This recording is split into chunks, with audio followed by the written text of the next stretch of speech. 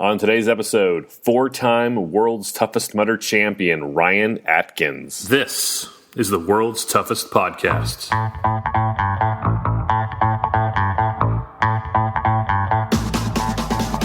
Welcome to the World's Toughest Podcast, where we talk about any obstacle course race you'd like, as long as that's World's Toughest Mudder. Each week we talk to members of the WTM community and share stories of success and failure in the single greatest event in OCR. My name is Will Hicks, and this is the World's Toughest Podcast. Welcome back to the World's Toughest Podcast. Also, welcome back to Elite Week. We've been talking with the elites this week that we expect to see up on the podium at the end of World's Toughest Mudder 2017. If I didn't talk with Ryan Atkins, then this whole thing wouldn't even make sense. Before we talk with Ryan, if you would like to reach me, shoot me an email at willhicks@gmail.com. If you would like me to send you an email, go to our Facebook page at facebook.com/World's Toughest Pod. And on the left side, find the link that says World's Toughest Email. If you would like to be a part of the show, you can leave a review of the podcast on iTunes, like MD Taylor 87 did. 5 stars!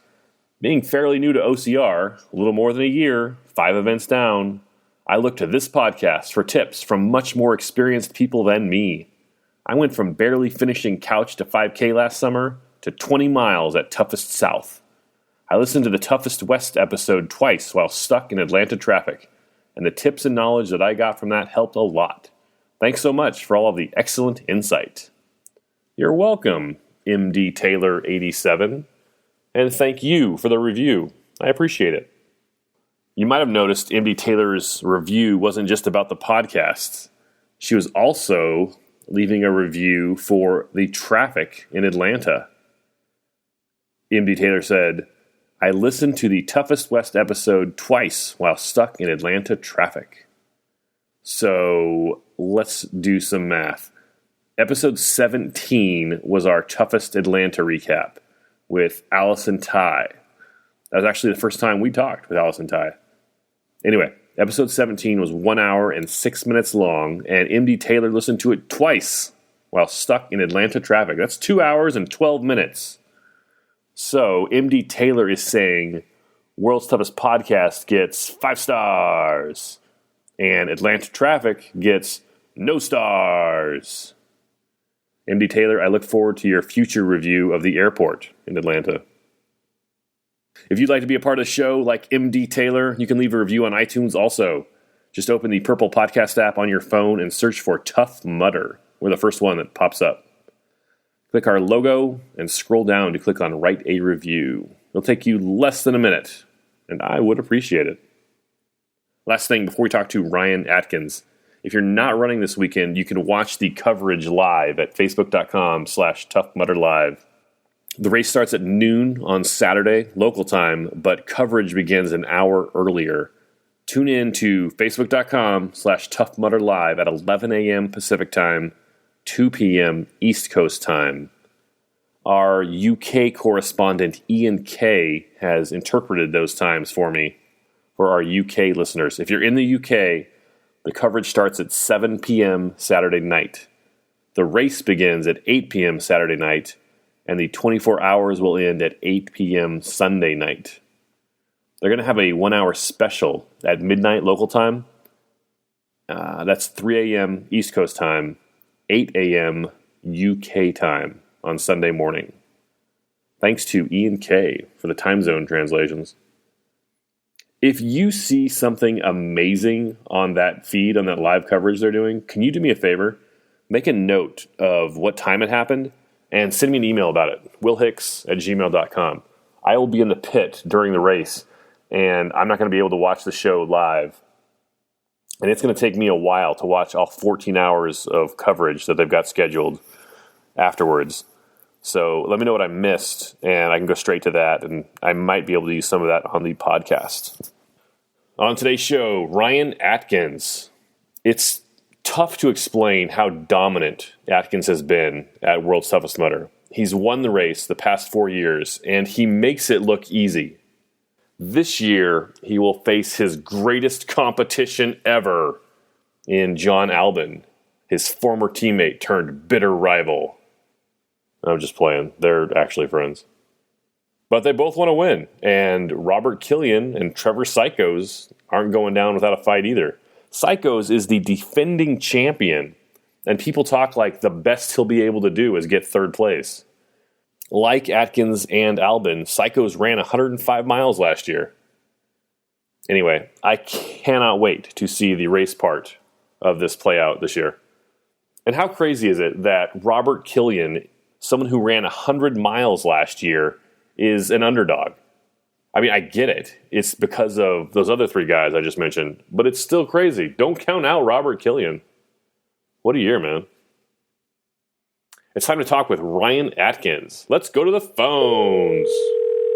Ryan Atkins is the single most dominant man in the history of endurance OCR racing. Since he won World's Toughest Mudder as an unknown in 2013, he has never lost a race longer than 8 hours long, including 2 solo wins at World's Toughest Mudder, 2 team wins at World's Toughest Mudder, and 4 wins in the 8-hour-long Toughest Mudder race series this year.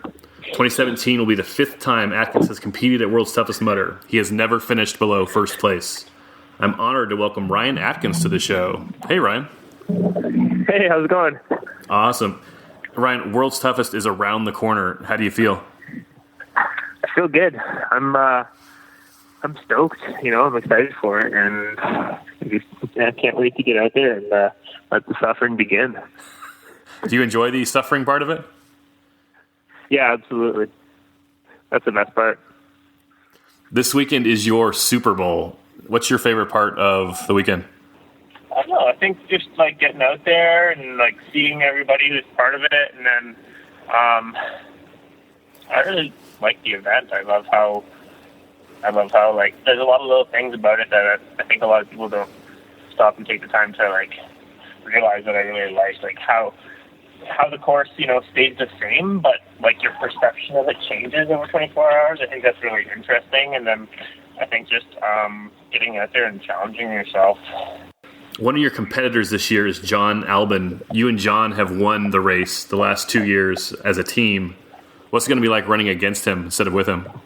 Oh, I think it's going to be interesting. I mean, last year was so much fun racing it together. That it's like a bit of a shame that we're not doing it together this year. But I've wanted to come back and do it solo, ever since I did the first time with the team. So I got my wish, and it'll be really great to have him out there pushing me and seeing, that challenge. You and John have run literally hundreds of miles together. How will that help you compete against him?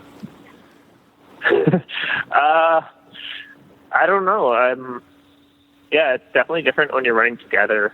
I think that John and I kind of achieved this synergistic kind of relationship in the race last year, where the two of us like helped each other push beyond what we could have done on our own, if that makes sense. Mm-hmm. Definitely for the first 18 hours, and then we were just kind of so far ahead that we got to like back off the pace and chill out and really just enjoy the last little bit of the race. So I think it's pretty unique that you find a team member that jives with you so well. So not doing it with him this year will be a different experience, but I really like the kind of solo aspect as well, and just kind of being alone in your head. And so, but I think John does too. So it's going to be awesome. Yeah. What do you think about when you're alone in your head there for 24 hours?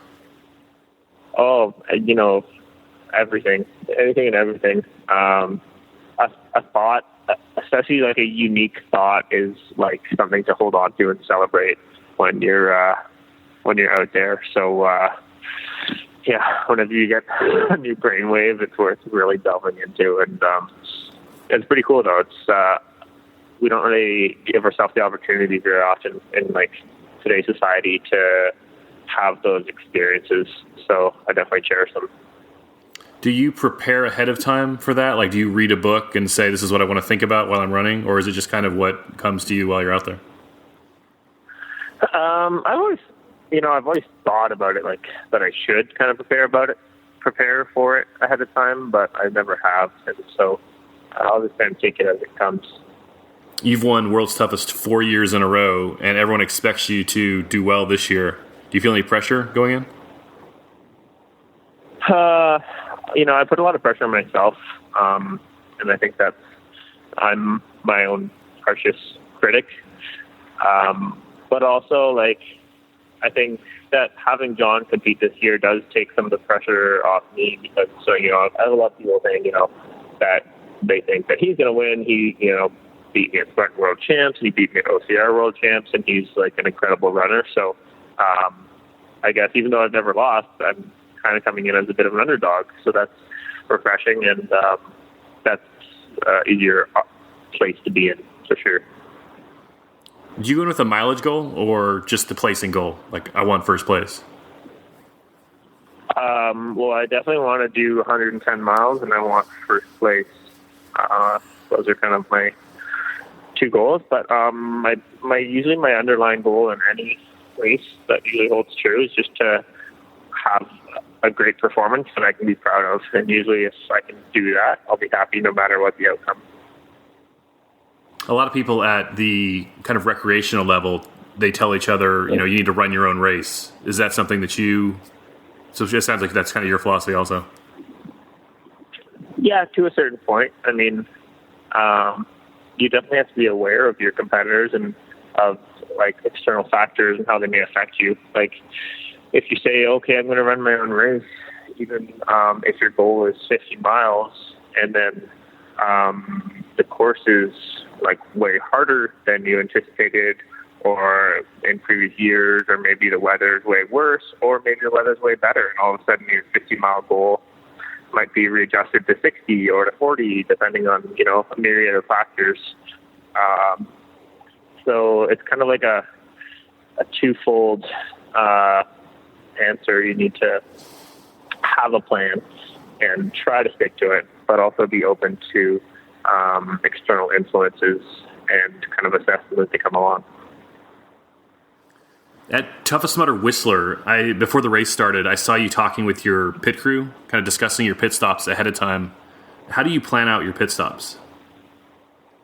I usually have a strategy with them, but they just kind of as quick as possible, and that's the underlying theme. And whatever we do to make that happen, we make it happen.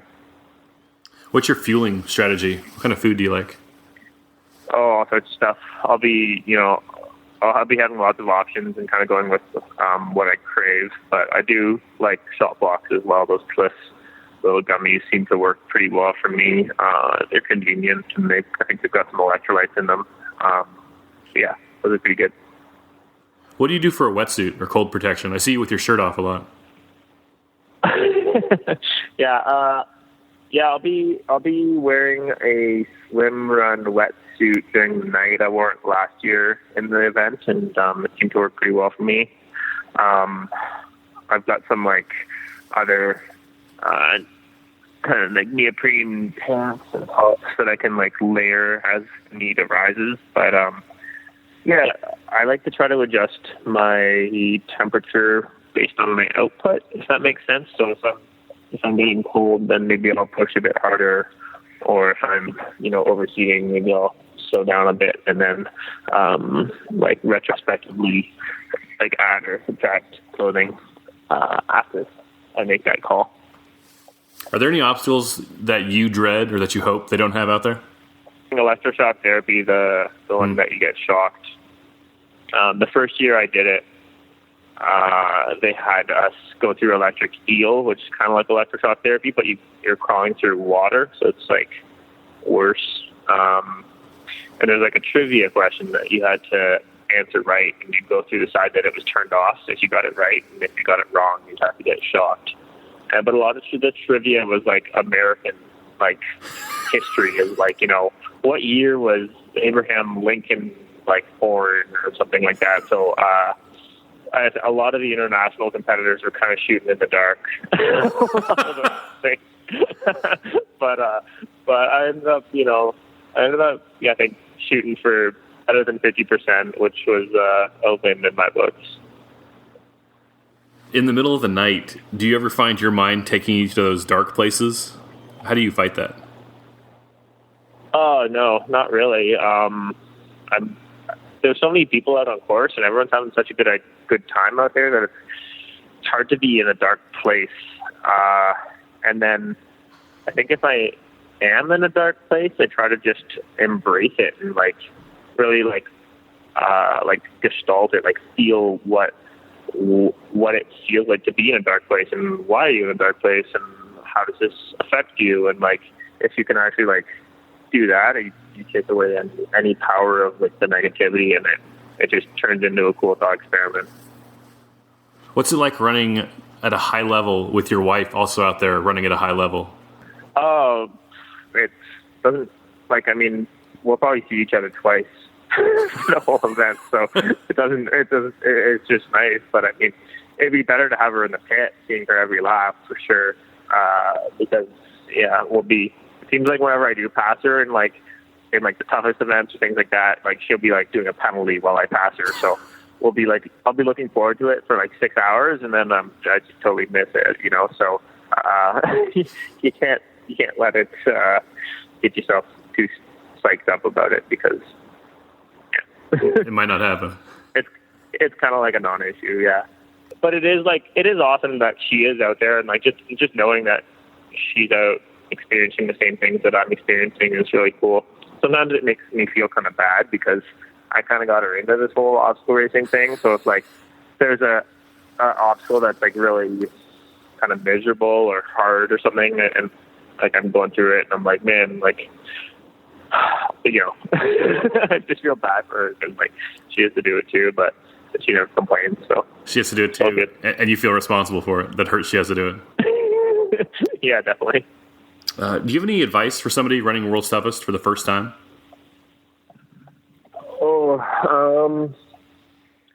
I don't know. I think most people have a pretty good idea of what they're capable of. Make your goals realistic, and then just try to enjoy yourself out there and soak it up, because it's a pretty cool experience. And if you take yourself too seriously, it can turn kind of crappy really fast. But if you tell yourself you're out there for a good time, and then it's going to be awesome. And that's the biggest battle, really. Ryan, do you have any sponsors or anything you'd like to plug? Yeah, absolutely. I'd like to definitely shout out to the Elite, who have been supporting me for the last few years, and they're a great sponsor, and I love everyone there, and it's been an awesome relationship, and I really love their product. It's something that I use on a regular basis. The Goat Tough team has been great to be a part of. It's a really cool, kind of sub community in the Tough Mudder sphere. And then Tough Mudder itself, who has welcomed me onto their pro team this year, and it's been really fun to kind of transition to that brand and see the inner workings of them there. Yeah. Ryan Atkins, any last thoughts on World's Toughest 2017?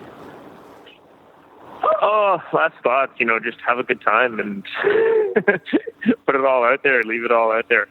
I think a lot of people have regrets after the event of, not pushing when they think they should have, or not